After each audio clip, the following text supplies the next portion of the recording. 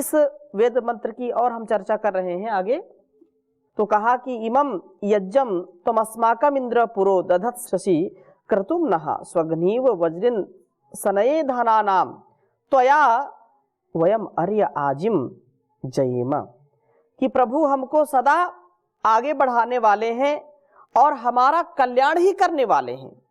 यह उनका जो है यदंग दाशुषे तुमग्ने भद्रम करिष्यसि तवेतत् सत्यमंगिरः, ये प्रभु की प्रेरणा है और प्रभु का यह एक प्रकार से वचन हमारे लिए एक आश्वासन है कि तुम्हारा कभी भी अकल्याण मैं नहीं करूंगा।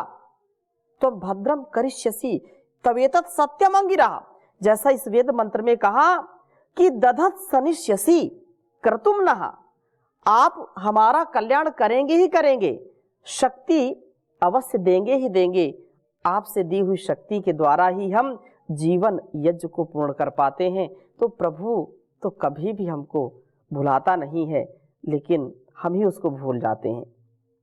कहा कि हे वज्रिन, क्रियाशीलता रूप वज्र वाले प्रभो, स्वग्नि इव, एक कितव, जैसे कितव बोलते हैं जुआरी को, जैसे जुआरी की तरह वयम हम त्वया आपके सहाय से अर्यः आपकी स्तोता होते हुए आजिम स्पर्धा लक्ष्य को युद्ध को जयेम जीत जाएं और धना नाम सनये धनों की प्राप्ति के लिए हों।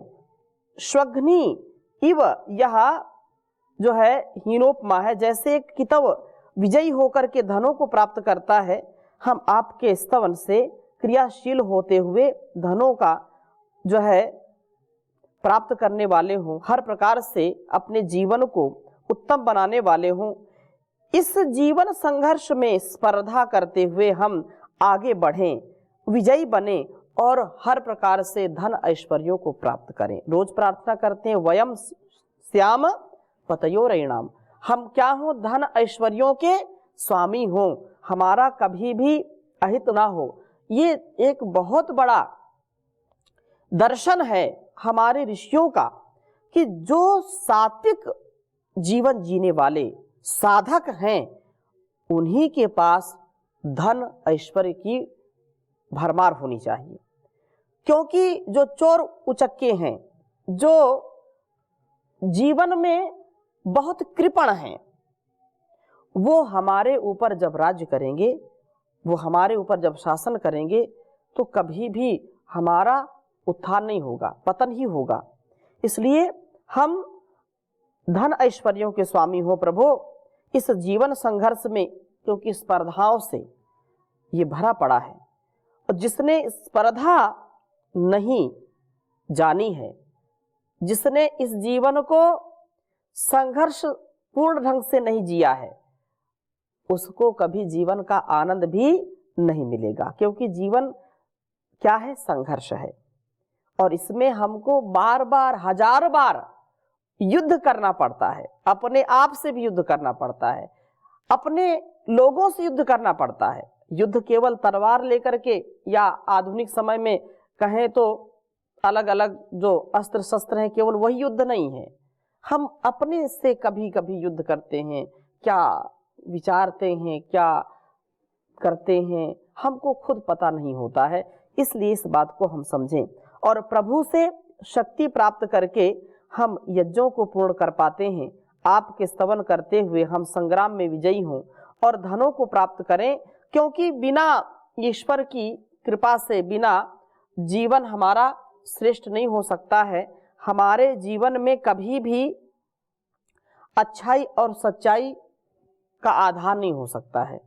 इसलिए प्रभु से हम प्रार्थना करें कि प्रभु मेरे जीवन को पावन बना दो, कोई दोष मुझ में रहने न पाए।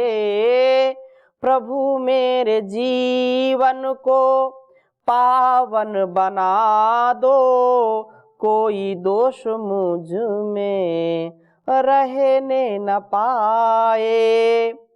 सुख दुख हो या रहे लाभ हानि, हर पल जपे तेरे नाम को वाणी हो।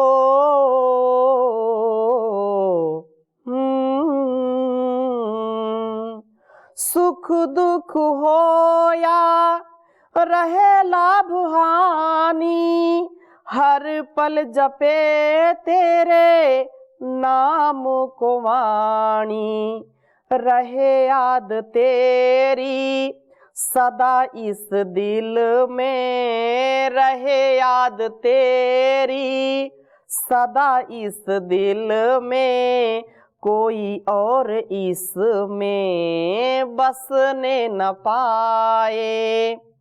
प्रभु मेरे जीवन को पावन बना दो, कोई दोष मुझ में रहने न पाए। पर धन की चोरी ना अपहरण की इच्छा, रहूं चाहे निर्धन मांगू चाहे भिक्षा। छल और कपट से धनी बनने का, छल और कपट से धनी बनने का, कोई नाग मुझको डसने न पाए। प्रभु मेरे जीवन को पावन बना दो, कोई दोष मुझ में रहने न पाए। आपके गुणों का ही करूं कीर्तन मैं, किसी के अनिष्ट का न करूं चिंतन मैं। घृणा राग ईर्ष्या का हे प्रभु मेरे, घृणा राग ईर्ष्या का हे प्रभु मेरे, कोई रोग मुझ में लगने न पाए। प्रभु मेरे जीवन को पावन बना दो, कोई दोष मुझ में रहने न पाए। अभिमान को तेरा अपमान समझूं, समर्पण को तेरा ही वरदान समझूं। अभिमान को तेरा अपमान समझूं, समर्पण को तेरा ही वरदान समझूं। हे प्रभु मेरे विचार हो ऐसे, हे प्रभु मेरे विचार हो ऐसे, कोई देख मुझ पे हंसने न पाए। प्रभु मेरे जीवन को पावन बना दो, कोई दोष मुझ में रहने न पाए, कोई दोष मुझ में रहने न पाए। तो हम प्रभु की जब शरणागति को प्राप्त होते हैं तो दोषों का समूल विनाश होता है। मूल सहित वो हमारे जो कुसंस्कार हैं वो दग्ध बीज हो जाते हैं। हम इस वेद मंत्र को, इस वेदवाणी को, इस सत्संग को अपने जीवन का महत्वपूर्ण अंग बना लें तो हमको इस संसार के संग में कोई भी भंग नहीं होगी और हम अपने सुंदरता के साथ बिल्कुल दिव्यता के रंग में रंग जाएंगे। यह बहुत सुंदर उपदेश है। और चौथा मंत्र बहुत ही सुंदर है, सोम का पान। प्रभु स्मरण से सोम का रक्षण हो, हम कभी भी गलत राह पर ना जाएं, अब्रह्मचर्य से युक्त ना हो, सदा ब्रह्मचर्य का पालन करें। तो वेद मंत्र आपके समक्ष लिखता हूं, फिर चर्चा करूंगा। ओम उषन्नु शूणः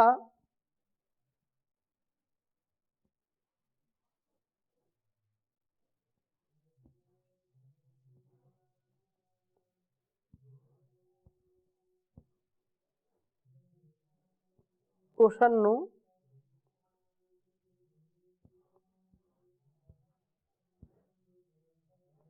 शुणः सुमना उपाके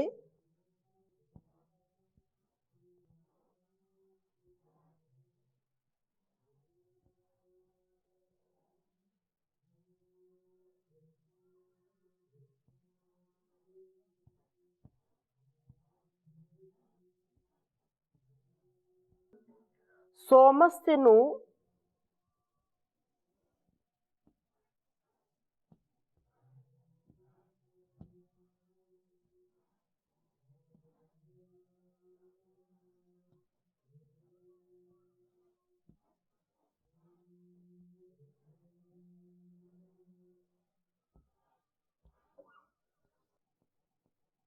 सोमस्य नु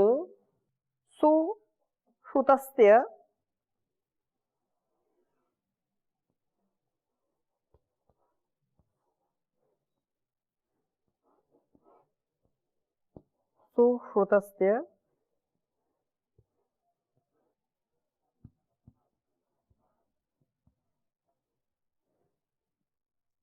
स्वधावः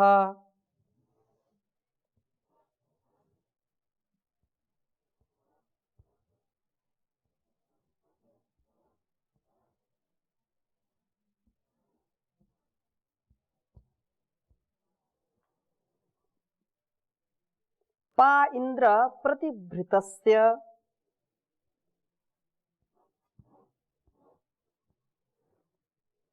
प इंद्र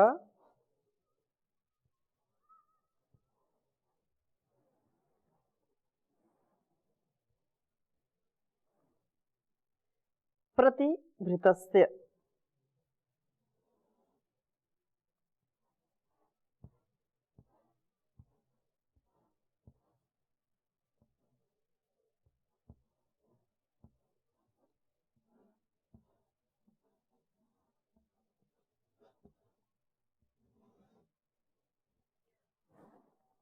मध्वः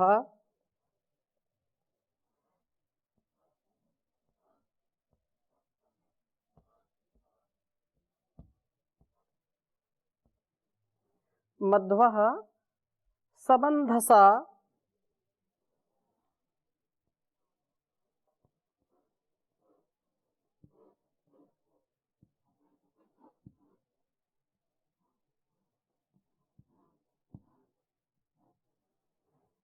समन्धसा ममदः पृष्ठेन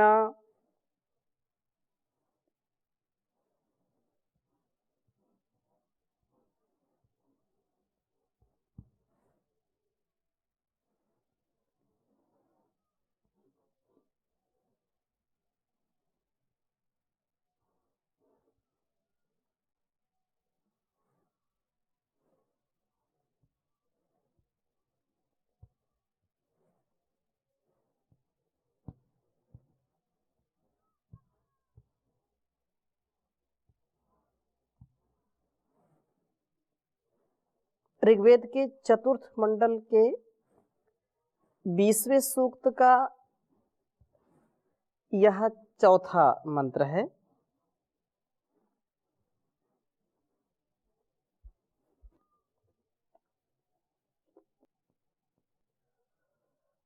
ओम उषन्नु शुणः सुमना उपाके सोमस्ते नु शुश्रुतस्ते स्वधावः पा इंद्र प्रतिभृतस्ते मध्वः समन्धसा ममदः पृष्ठेन ओम उषन्नु शुणः सुमना उपाके सोमस्ते नु शुश्रुतस्ते स्वधावः पा इंद्र प्रतिभृतस्ते मध्वः समन्धसा ममदः पृष्ठेन। बहुत सुंदर भाव है। कहा कि हे स्वधावः, आत्म धारण शक्ति वाले प्रभो, उ अर्थात निश्चय से हमारे उषन हित की कामना करते हुए आप, क्योंकि माता पिता गुरु तो हमारा हित चाहते ही चाहते हैं और जो माताओं का भी माता है, परम माता जगत जननी है, जो पिताओं का भी पिता है, परम पिता है, जो गुरुओं का भी गुरु है, वो सबसे बड़ा गुरु है, तो वो क्यों नहीं चाहेगा हमारा हित। अर्थात संसार में सबसे ज्यादा जो हित चाहने वाला है हमारा, वो कौन है? परमपिता परमेश्वर है, जो सब प्रकार से हमारा हित चाहता है और हित की कामना करता है। इसीलिए तो हमको इस सुंदर शरीर के साथ सुंदर संसार में भेजा है।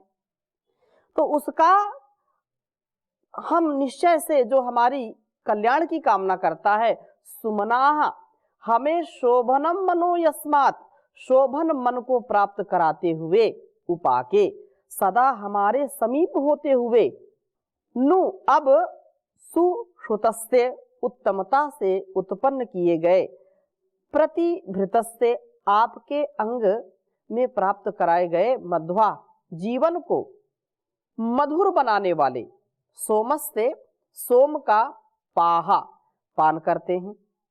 इस सोम शक्ति को शरीर में ही सुरक्षित करते हैं। इस रक्षित सोम से, रक्षित वीर से ही हम सब अंगों को पुष्ट करते हैं। पिछले हमने कक्षा में वेद मंत्र पढ़ा था, जिसमें यह बात आई थी कि हम इंद्रियों से पुष्ट हों, हमारी इंद्रिय शक्ति कभी भी क्षीण ना हो। और यह बिल्कुल सत्य तथ्य है कि जो वीर्यवान है, जो ब्रह्मचर्य का पालन करता है, जिसका आचरण बहुत शुद्ध है, जिसका आहार विचार व्यवहार बहुत शुद्ध है, उसका जीवन भी परिपूर्णता को प्राप्त होता है, उसका जीवन बहुत ही मधुर बन जाता है और उसका शरीर बलिष्ठ होता है, अंदर से भी और बाहर से भी उसका आत्मबल बढ़ता है, उसका मनोबल बढ़ता है, उसका शारीरिक बल बढ़ता है, उसका बुद्धि बल बढ़ता है।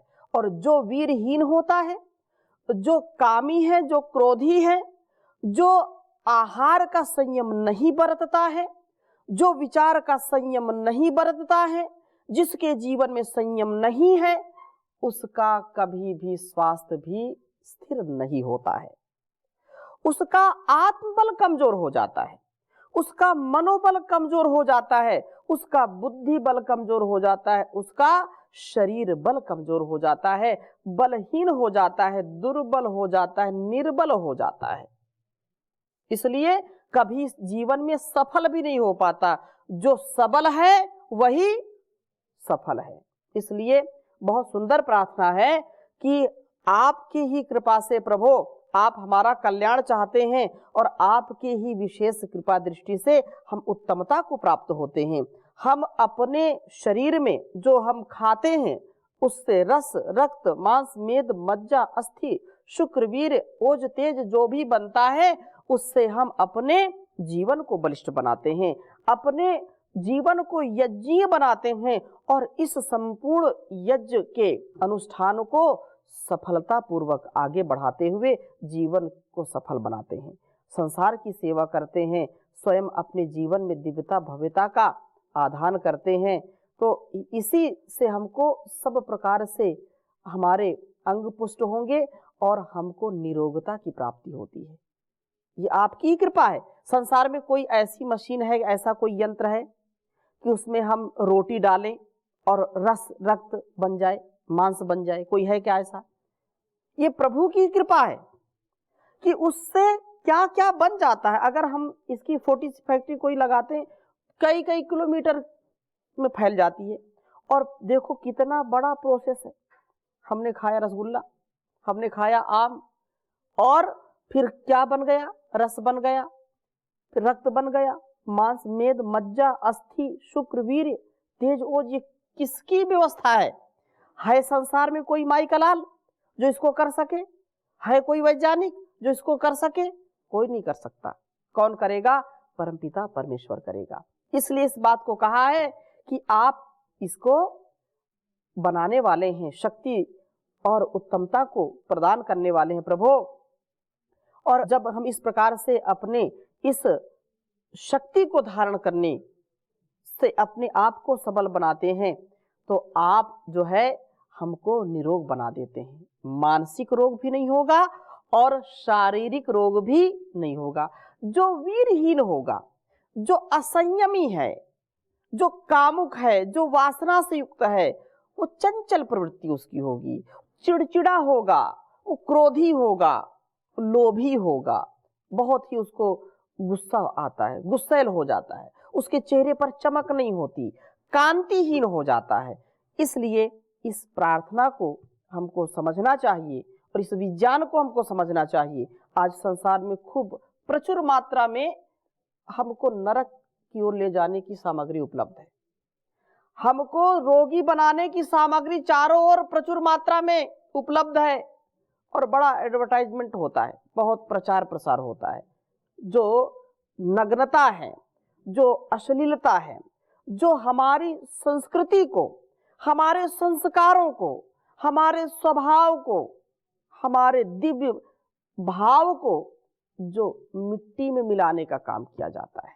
हमारे युवा युवतियां खूब धड़ल्ले से इसमें अपने आप को प्रवेश करा देते हैं और ऐसा जो वेदों का सच्चा अच्छा ज्ञान है उधर ध्यान नहीं देते, फिर कहीं के नहीं बचते, लुट जाते हैं, इंद्रियों के दास बन जाते हैं।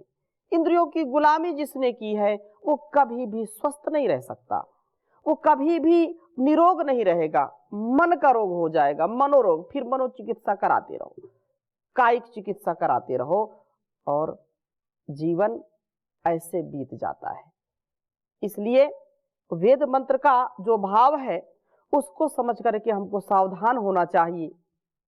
कहते हैं साधु सावधान, साधु बनो स्वादी मत बनो। स्वाद के लिए नहीं, स्वास्थ्य के लिए खाओ। तो हम अपने जीवन में जो कुछ भी ग्रहण करते हैं, जो आहार लेते हैं, उसको बहुत ही उत्तमता से ग्रहण करें। पृष्ठेन जीवन के आधारों में उत्तम आधारभूत जो कहते हैं, अर्थात जो पृष्ठ, पीठ को भी पृष्ठ कहते हैं, जिसको अंग्रेजी में बैकबोन कहते हैं। तो कहा कि यह अंधसा, इस सोम का सम्मदः अर्थात हमारे जीवनों को आनंदित करते हैं। यही जीवन का आधार है, यही जीवन का पृष्ठ है।